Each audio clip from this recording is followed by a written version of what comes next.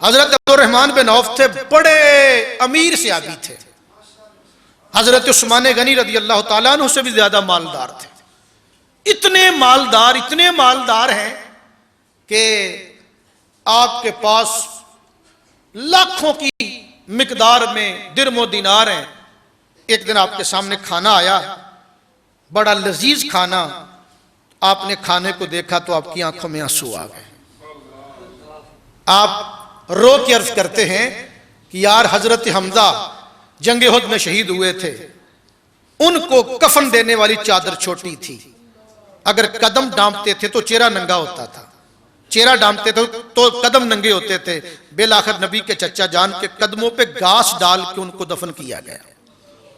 Musab बिन उमैर का कफन भी छोटा था, उनके कदमों पर भी घास डाली गई, उन्हें दफन किया गया। अब्दुर्रहमान बिन औफ फरमाते वो मुझसे अफजल थे, वो इतनी गुर्बत में गए, मेरे पास लाखों दिनार हैं। आप जारो की तार रो के कहते हैं या अल्लाह कहीं तूने मेरी नेकियों का सिला मुझे दुनिया में तो नहीं दे दिया दौलत की शक्ल में। आप इतना रोए कि आपको खाना याद ही ना रहा। गुलाम से कहा खाना उठा के ले जाओ, मैं नहीं खाऊंगा खाना। आप एक दिन उम्मुल मोमिनीन उम्मे सलमा से अर्ज करते हैं ए उम्मुल मोमिनीन मुझे डर लगता है मेरी दौलत मुझे बर्बाद ना कर दे।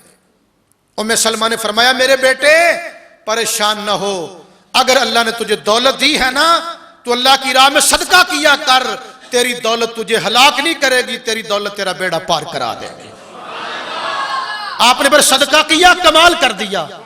आपके बारे में आता है, सुने जरा, आपने एक दफा सदका किया 4000 दिनार, लाखों रुपया बनता है मौजूदा दौर का। 4000 दिनार सदका किया लेकिन मन नहीं भरा, आपने 40,000 दिनार फिर सदका किया, फिर भी मन नहीं भरा।